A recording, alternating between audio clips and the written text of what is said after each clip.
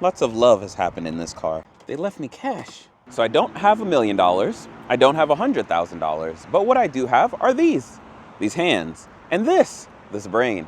And you guys, the other day someone told me, hey, guess what? You don't need 1 million subscribers. You don't need 20,000 subscribers. You don't need any of that stuff to do something, I don't know, remotely nice. I want to do my own giveaway of sorts, and I want to do my own fundraising of sorts. And I got this. It's a 2011 Buick Regal Turbo. So yeah, you know, LJ can't just have any Regal or any Buick. It's the Turbo. So if you don't know about this one, there'll be a whole nother video on this. But today, my goal is to show you guys the Buick, show you what I've purchased, and let you guys guess how much I paid for this. For some context, this car does have some issues. It is not perfect by any means. It's got 117,000 miles, so it's been driven, but it's solid. I feel like these days, finding a car that can get you to A to B is huge. And for some of us, we're like, oh, I don't want to go to work today, and it's not a big deal. But for some people, not getting to work is actually a big deal. It's life-changing, you know. It could be a big difference. So I don't really talk too often about where LJ comes from, but just know that I used to be in that situation where not going to work one day would completely change the next days, months, weeks, potentially longer than that. It wasn't fun. It wasn't a good way to live. If it can get someone to work for the next year or two, that's my goal. So I'm going to walk you guys around it, talk about it, and at the end, or now, go ahead and drop how much you think I paid for it. I'll make a short right after this and explain all of that, and we'll talk finances and all that. But my goal with this Buick is to do something that I want to do. I am always talking about making videos and chasing the algorithm and things like that, and I'm over it. So here is the start of all of that. I did talk about it a little bit ago, but now we're doing it for real. Again, yeah, wild. Unfortunately, it's really windy, so I'm going to have to just hold this and try to use my body to block some of this wind. We're going to start with the good. Look at that. It's nice. The paint's got some life in it. We can still clean that up. We can still make it look pretty. And of course, we're going for a nice daily, something you could put miles on and take the kids to school in, whatever you got to do, you know, assuming this goes to a, you know, mom or dad or, you know, maybe a teenager's first car. We don't know.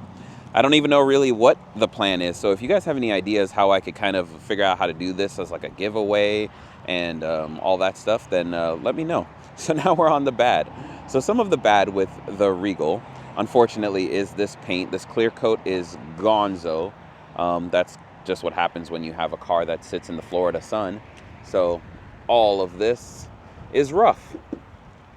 But when you step back, you don't even notice any of that. Look, who looks at the car from that angle? Okay, you can kind of see it from that angle, but ignore that. Ignore that. Pretend that you don't see any of that, and you're like, dang, LJ, you did good.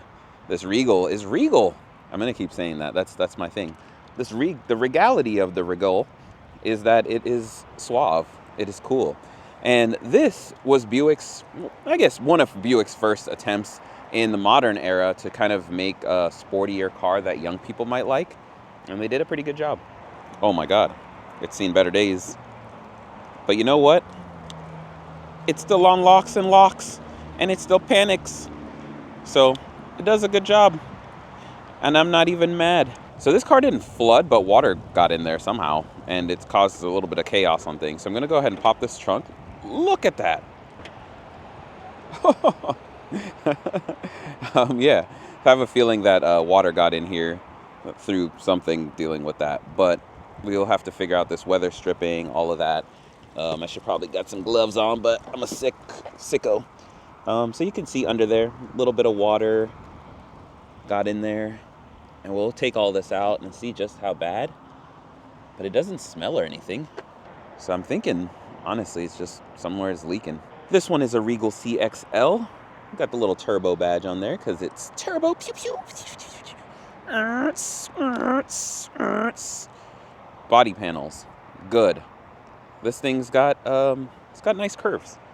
It's a clean looking car. So one of the next things that I'm gonna have to hit is that 2 front tires apparently need air every couple days, like every 2 to 3, sometimes 3. All right, so we've got the 37th week of 2019 right there. So they're due for a change. These are, 37th week of 2019 all as well. And it says they're actually still good. They're right there in the yellow. Oh, that's good. So they're just on the line. I know right here we've got a little loose bumper. That's easy. This liner is a little loose. There's some stuff dangling down there. Looks like it's a fog light. Fix all that up. Wheels look okay. I mean, honestly, I wouldn't even spend the money to buy new wheels unless I could get wheels and tires together. E85 ethanol flex fuel. That's kind of nice. Let's go ahead and check out the back. And this is where the magic happens.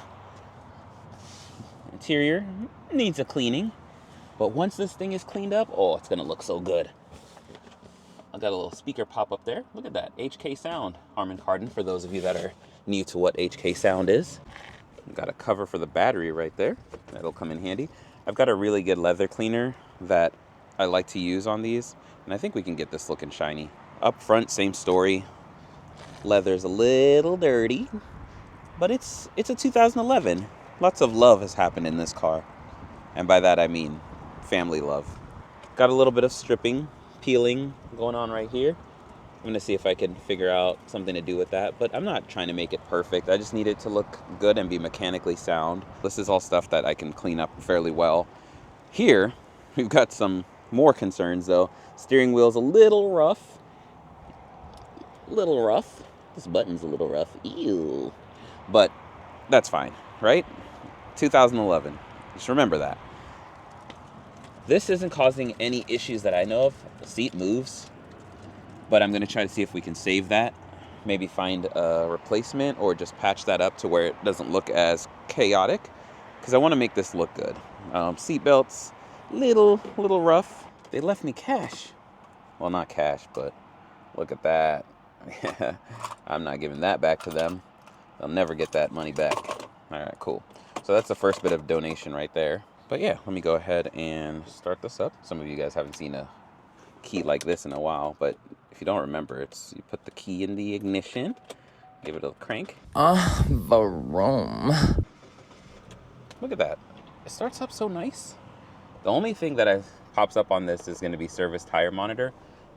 I'll have to figure that out, but depending on how life goes, it might just be the TPMS. So you see that one light right there. But no other check engine lights, nothing else. And I have a code reader. I'll plug it in when I get home and see what we get. Camshaft position actuator A, control circuit, open bank 1. Okay. And then we have another one. Actual measured airflow from MAF, MAP, EGR, and TP is not within range of the circulated airflow. Okay, radio works. Let's see, nav. And yeah, maps works. I mean, I'm not surprised, but that's kind of cool. Let's go back to HD DVD. Insert a disc. Oh, you can watch DVDs? I'm going to have to try that out. Somebody send me a DVD. Oh, there's a back button right here. Oh, I'm so dumb. Configuration. Vehicle, nav. Oh, wait, is this for this? Oh, wait, so there's 2 joysticks? LJ's learning something. It's been a minute since I've been in one of these. How do I select? What? You don't have to turn the dial. There's also a button in this. It's, what? I love this. I don't know. Old school guy. Got your OnStar. Sunroof works. Got a glove box with stuff. She's healthy. Turbo. Buick Turbo. Got a little leak somewhere. We'll address that. That's a good sounding engine for the most part. Got the little fuel injector that's a little noisy, but outside of that, I'm not seeing too much. Well, the good news is the air conditioning works. And in Florida, that's a must. One less thing that I gotta worry about. I'll be honest with you guys, this is my first time driving this car. I didn't even do a test drive, but it does drive pretty good, you know? It's got so much life left in it, but just, it's got everything that you need. You know, it's got all the basic creature comforts. It even has Bluetooth. And so far, I mean, the brakes are a little soft. Not bad, but a little soft. Steering feels fine. There's no extra noises. Suspension feels decent. Fortunate thing would be if this doesn't ever close. because it's a rainy day. Probably should have waited to test that till tomorrow or something. See if it's peppy enough. It's got a little turbo. We're gonna find out if this turbo still got a life left in that. 30 miles an hour? 40 miles an hour? Decent.